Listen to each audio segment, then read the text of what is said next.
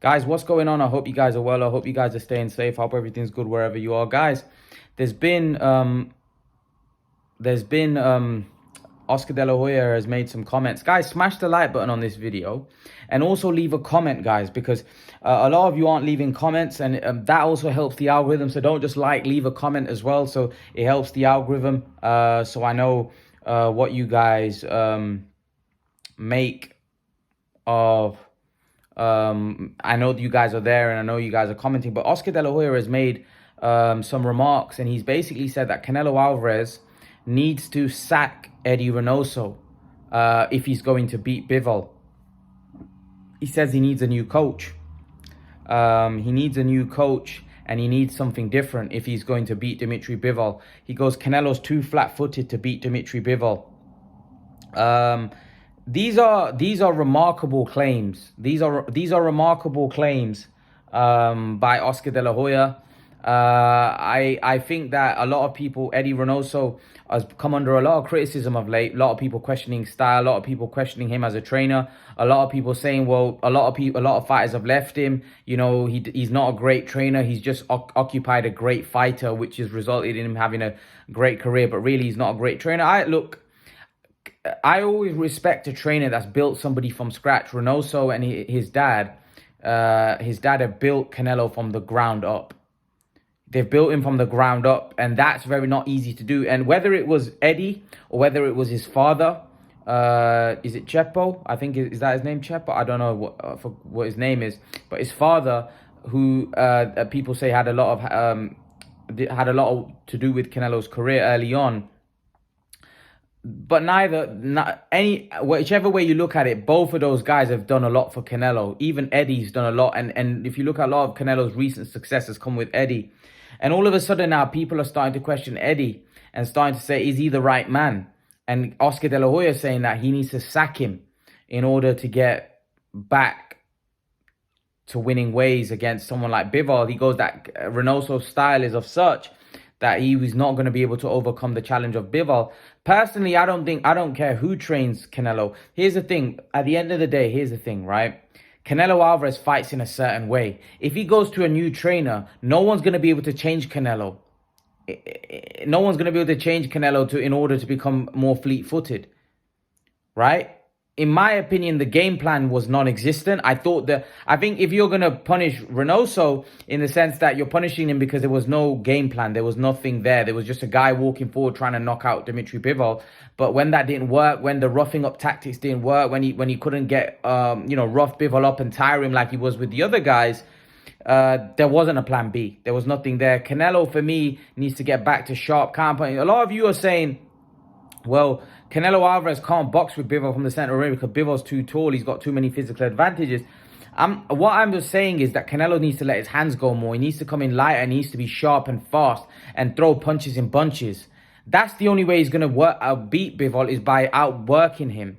And for me, that's the plan he probably has to adopt. Now, Canelo Alvarez has got into a habit where he's walking people down. He's becoming a pressure fighter, very flat-footed and looking to bash people up. That's not going to work against a very skilled, bigger man. That only works against lesser fighters that maybe are in his weight class or at 168 who aren't... There isn't anyone special there at 168.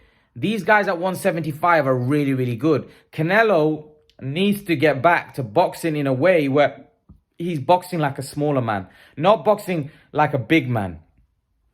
You need to give the 175-pound guys respect. Not go in there and see you can bash a 175-pounder up like you can do to a 168-pounder. Canelo can't bash Bivol up like he did to Saunders or Smith. Because firstly, Bivol's a much better boxer than those guys. Secondly, he's bigger. He's naturally a bigger man, fighting at a higher weight class, and he's very skilled. So Canelo isn't going to knock this guy out. So Canelo has to go in and fight with his brain. He needs to come up with a game plan like Joshua is with Usyk, and he needs to apply that in the ring. Now, Eddy Reynoso, for me, the fact that Eddy Reynoso didn't say a lot in the corner, look, maybe he's not a great coach. Maybe he's not. We don't know. I don't know. Maybe he's just got a great fighter. But at the end of the day, he's obviously worked with him for a very long time, and Canelo is where he is, and Reynoso plays a big hand, and Canelo gives Reynoso a lot of credit for his career as well. So the point I'm trying to make is now to take everything away from Reynoso because they've had a loss, and I don't like that. I don't like when a trainer gets all the blame and people say the fighter should sack the trainer, and now Oscar is questioning Reynoso. I don't think that should happen. I think that's really... Canelo's not going to leave Reynoso because their bond is like brothers, you know what I mean? They're very close, and Reynoso's brought Canelo a lot of success. They've probably got businesses together, and they're very close. They're very close, and Canelo has a great relationship with Reynoso, so that they are not going to separate, and I don't think they should. Because I don't think a new trainer can bring anything to Canelo that's going to help Canelo beat Bivol. I think whoever he goes to, Bivol would be the favorite, and it'll be very difficult for Canelo to win that fight. But I think it would be really poor from... Like, I don't feel that a fighter should stay loyal to a trainer if he can go somewhere else and he can get the better out of his career, because Canelo needs to look at it from his career. If he goes with somebody else, can he become a better fighter where he thinks he can beat Bivol and it'll help him? Then he should go. But I don't think that's the case. I don't think it was I think it was poor planning. So whoever was planning, and that is the trainer's job, to plan and come up with a game plan, and also to give the fighter instructions in the ring to tell the fighter that, okay, I don't think this is working, start doing this. And there didn't seem to be any instructions from Reynoso. So I do think the corner work was poor. I do think Reynoso was probably poor on the night, but just like a fighter, a trainer can have a poor night as well. And I feel like Canelo and Reynoso probably had a poor night. You know, they didn't have a game plan. Let's be honest. I think we can all accept there was no game plan apart from the game plan that was working previously. And the thing is, that was probably down to the fact that they're underestimating Bivol. They thought Bivol was just like Billy Joe. They probably thought he was a little bit better, but they thought their strategy, what was working at 168 was going to work against Bivol.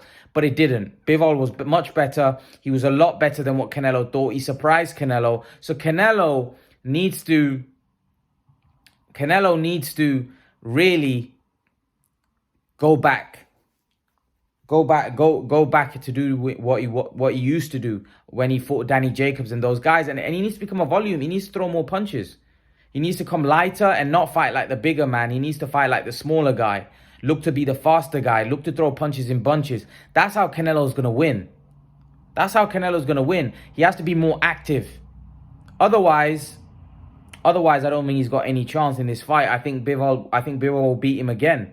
So Canelo's going to have to show some versatility in this fight. Canelo's going to have to not do what he's been doing in the last couple of years. And let's see what he does against Golovkin. And I think he could probably adopt that against Gennady Golovkin. Because Golovkin, if Canelo... I don't think Canelo can fight the way he was against Billy Joe and Callum Smith, because Golovkin has power. So Canelo's going to have to respect it. So he probably could fight in that way. Listen, I feel like in every fight you need to fight differently, because every fighter has different strengths. So the way he would fight against Bivol, it doesn't necessarily going to work against Golovkin, because Golovkin has different strengths. Golovkin might be putting Canelo under pressure.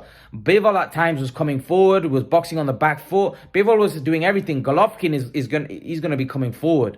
Golovkin isn't unlikely going to be on the back foot. Golovkin's going to be on the front foot. And I think with the emotions on the line, I think Golovkin might know he might go for a knockout. So Golovkin's going to be on the front foot here. So what Canelo needs to do against Bivol is not change trainers. It's just come up with a game plan that is going to better work for Bivol, rather than just doing what he does. I actually think Canelo was a bit arrogant and a bit complacent, in the sense that he just thought what he did against Billy Joe, Callum Smith would work against Bivol. And that was, again, Canelo thinking he's invincible. Him believing in his own hype, where he thinking that he could just go in and wipe out Bivol the same way he did to the rest. But again, Bivol was just a lot better than everybody he'd been facing. And he's bigger as well. Like, Canelo hasn't fought anybody better than Bivol in the last couple of years, bar Golovkin. You know, Golovkin's a great fighter. But Golovkin brings a different skill set. Bivol brings a different skill set. So Bivol was probably the most astute boxer that Canelo's fought in a long time, right? And he's bigger. So Canelo basically tried to go in there and bully him and tire him and rough him up and knock him out, and that didn't work. Canelo now knows that's not going to work. So what Canelo needs to do is Canelo needs to go and fight like the smaller guy. Try to throw more punches, be more active, try to outwork Bivol. That's how I think he's going to win. Otherwise, I think if he tries to go after him again and try to bully him like he did and become a pressure fighter, I don't think that's going to work again. I think he'll get beat soundly again. So Canelo needs to look to outwork Bivol, in my opinion. That's how I think that he needs to go about it. Obviously, he's going to come up with a game plan. I'm pretty sure they're going to devise a game plan. If they fight Bivol again, I'm pretty sure that they're going to come up with another plan. And also, they're going to take Bivol a lot more seriously this time, because they know that what worked previously with the other guys may not work with this guy, because this guy's a lot better. So when people say it's a cherry pick gone wrong, I don't think it's a cherry pick, because even though I think Canelo underestimated Bivol, I think that Canelo thought Bivol was a very good fighter. I just think he underestimated, in the sense that I think he felt that the style that worked with Billy Joe, Callum Smith, and Caleb Plant would work with Bivol, but it didn't. And I think Canelo didn't have a plan B. You see, Mayweather had a plan A, plan B, plan C. Canelo didn't really show any versatility in that fight, which was very surprising for me. Why Canelo couldn't see that it wasn't working, and he didn't try anything else. Maybe because he became so desperate when he knew he was losing, that he then felt the way that he was actually fighting was the only way for him to win. Because if you're coming to outwork somebody, you need to do that from round one. If you go down and after 5-6 rounds you're down 4 rounds, you can no longer look to outwork somebody, because you're already down 4 rounds. Yeah. So you need to have that game plan from the start, right? So Canelo probably thought he got more and more desperate. He started walking Bivol down, becoming more aggressive, and that played into Bivol's hand even more. So this is what I mean. Canelo needs to have a strategy from round one against Bivol, where if his strategy is to outwork him, he needs to come in lighter. He needs to prepare for that in training camp. And most importantly, he needs to prepare sparring. I think preparation is key in boxing. If he prepares in training camp to fight that particular way, on fight night he will emulate that he will perform like that in the ring. You see, generally, I remember when Amir Khan was fighting Danny Garcia, and when Khan got knocked out by Danny Garcia, the lead up to that fight, Khan was having a tear up, which is something that Khan should never do with the punch resistance that he's got. He should never be having a tear up. In the gym, he was sparring and he was having tear ups leading up to that Danny Garcia fight. The red flags were there, and he ended up getting knocked out to Danny Garcia. So what you do in sparring is what you're going to do in the ring, because that's what your body has been training for. Your mind has got used to fighting that particular way. So that's what Canelo's got to do. Canelo's got to fight in that particular way. So when he gets to fight night, he's used to it. Yeah, the same way Khan, when he was leading up to the Garcia fight, got into a routine where he was having toe-to-toe, which is something that Khan should never do, and he emulated that in the ring, and he ended up getting knocked out. So Canelo Alvarez, if he wants to beat Dimitri Bivol, he needs to adopt that style in preparing for that fight, and become so used to doing that when he gets on fight night. And also, he needs to obviously get sparring partners that can emulate Bivol, that have the same structure and height, which obviously they know. You know, I don't need to tell him, or you don't need to tell him. Canelo's very experienced. He's been there. He's done it.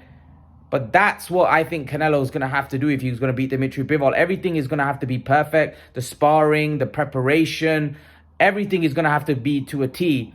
And even then, it might not be good enough, because Bivol is exceptional and he's much bigger than Canelo. But sacking Reynoso, I totally disagree, because I don't think at this stage in Canelo's career, sacking Reynoso and going with somebody else, no one's going to be able to change Canelo. No one can change a fighter. You can add things to a fighter, but I don't think sacking Reynoso has any benefit, because look at what Reynoso and Canelo have achieved with each other. It's a bit like Manny Pacquiao sacking Freddie Roach. Like, what are you gaining from that? Look at what Manny Pacquiao achieved with Freddie Roach. You don't sack somebody that you've had so much success with over one fight.